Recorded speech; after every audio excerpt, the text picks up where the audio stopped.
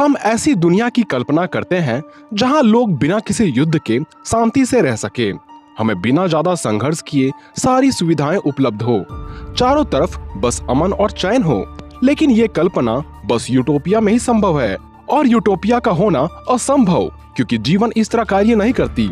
यहाँ संघर्ष, युद्ध तथा शांति सभी एक दूसरे के पूरक होते हैं, और ये सदियों से एक साथ चली आ रही है। यहाँ तक कि काल्पनिक दुनिया में भी थैनोस ने शांति चाही और ब्रह्मांड से नरसंहार कर अमन प्राप्त करना चाहा, पर वो असफल रहा। पर आज हम जिन दो दैत्यों की बात करेंगे, उसने तो थैनोस की तरह आधी नहीं बल्कि पूरी दुनिया को नष्ट करके शांति प्राप्त करना चाहा। हम बात कर रहे हैं ईरेन द फाउंडिंग टाइटन की, जो 100% जनसंहार करके शांति कायम करना चाहता था, और उसने 80% आबादी खत्म कर डाली। वहीं दूसरी ओर स्किबिडी मल्टीवर्स का विनाश जी-मैन अपोकलिप्स, जिसका मानना है कि वो सभी को मिटाकर दुनिया से हर जंग को समाप्त कर देगा, पर इसमें वो भी सफल नहीं रह पाया। पर क्या हो अगर जी-मैन अपोकलिप्स का सामना ईरेन द फाउंडिंग टाइटन से हो जाए? किसकी होगी जीत, आइए जानते हैं आज के इस वीडियो में। पर वीडियो में आगे बढ़ने से पहले वीडियो को लाइक करना बिल्कुल न भूलें।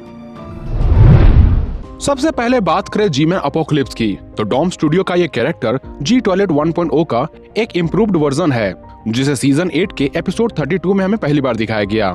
पर्वत समान विशाल इस टॉयलेट को देख बाकी टाइटन्स भी हैरत में पड़ गए, पर जी-मैन शुरू से ऐसा नहीं था। इसकी कहानी और इसका रहस्य भी इसके आकार की तरह काफी विशाल है।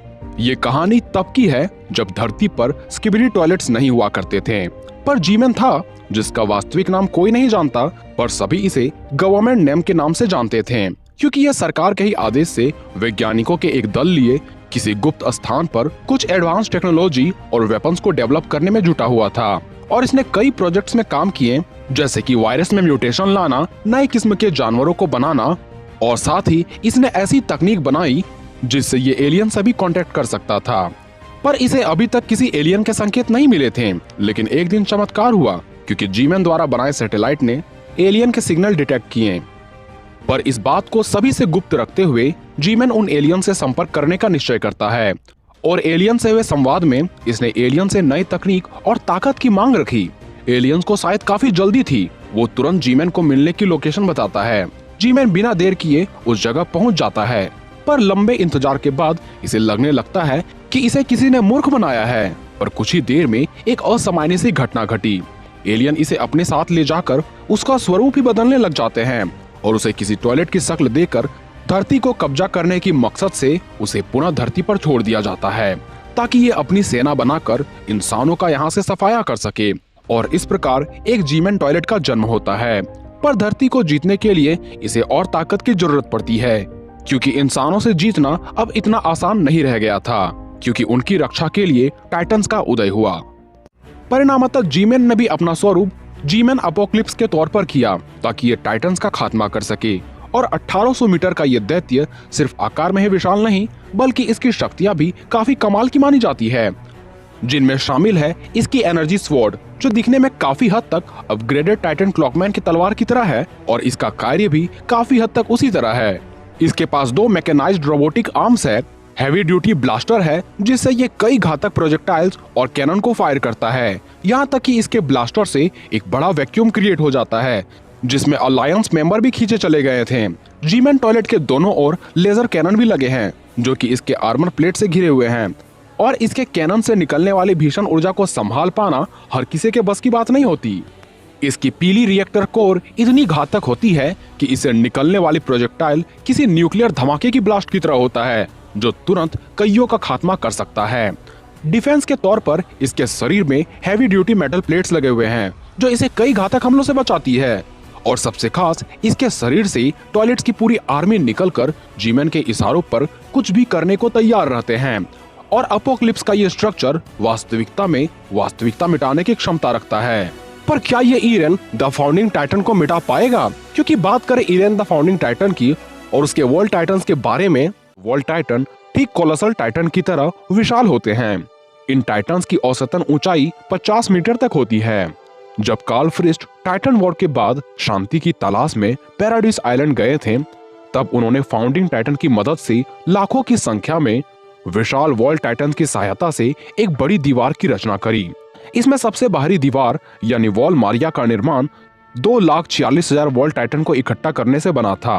वहीं दीवारों के इस पूरे ढांचे को तैयार करने में कुल 5,85,000 वॉल टाइटन्स का यूज किया गया था और इन्हीं वॉल टाइटन्स को ईरेन ने आजाद करके उससे अपनी एक विशाल सेना बना ली और ये सेना ईरेन के लिए कुछ भी कर सकते हैं। इसलिए जी-मैन अपोकलिप्टन न सिर्फ ईरेन से अपितु 5,85,000 टाइटन का भी सामना करने वाला है। और ये बात याद रहे कि हर एक वॉल टाइटन्स की खासियत होती है कि ये जब चाहे मिलकर एक विशाल दीवार का निर्माण कर सकते हैं। ये दीवारी दैत्य लगभग अमर होते हैं, यानी इन्हें मार पाना इतना भी आसान काम नहीं होता, क्योंकि 100 सालों के पश्चात ईरेन ने इन्हें आजाद किया था। तब भी ये जिंदा चलने के साथ साथ किसी को भी कुचलने की ताकत रखते हैं। हालांकि इसके अमरत्व में लगभग शब्द इसलिए लगा है क्योंकि इस टाइटन के गले पर अगर कोई वार करता है तो ये तुरंत मारे जाते हैं, जबकि इसके बाकी शरीर के किसी भी हिस्सों पर नुकसान पहुंचाया जाए तो ये नहीं मरते। यहाँ तक कि इसके सिर को भी उड़ा दिया जाए तब भी इसकी रीजनरेटिव एबिलिटी सिर को पुनः उगा सकती है। साथ ही ये वॉल टाइटन्स कोलोसल टाइटन की तरह गर्म भाप भी छोड़ सकते हैं, जिससे ये इंसानों को तुरंत राख में तब्दील कर दे। ये विशाल से विशाल जहाजों को यूं ही हवा में उछाल सकते हैं। इसके साथ ही पानी के अंदर तैरने में इसका मुकाबला कर पाना कोई आसान काम नहीं है। वही बात रही ईरेन टाइटन की, तो इसके पास 3 टाइटन की शक्तियां समाहित है। पहला अटैक टाइटन, दूसरा वॉर हैमर टाइटन और तीसरा फाउंडिंग टाइटन। ईरेन फाउंडिंग टाइटन के तौर पर एक विशाल स्केलेटन में बदल चुका है, इसलिए वो अटैक टाइटन के एबिलिटीज को यूज नहीं कर सकता, क्योंकि अटैक टाइटन का काम ही होता है हैंड टू हैंड कॉम्बैट करना। वही वॉर हैमर टाइटन को यूज करके ये वातावरण में कई संरचनाएं या हथियार भी बना सकता है, जो टाइटन्स के हार्ड फ्लैश से बने होते हैं। ये फ्लैश इतनी सख्त होती है जिससे बने हथियार से किसी के भी शरीर को भेदे जा सकते हैं। इसी टाइटन की एबिलिटी को यूज करते हुए ईरेन ने जो टाइटन तथा आर्मर टाइटन का मुकाबला किया था और उसके शरीर को अपने स्पाइक से चीरते हुए उन्हें काफी आसानी से हरा दिया था। और चूंकि ईरेन के पास फाउंडिंग टाइटन का भी पावर है, इसलिए यह वातावरण में और भी बड़े बड़े मजबूत स्पाइक्स को निकाल सकता है। फाउंडिंग टाइटन में बदलने के कारण ये पूरे ymir के वंशज को वॉल टाइटन या कोलोसल टाइटन में तब्दील कर सकता है।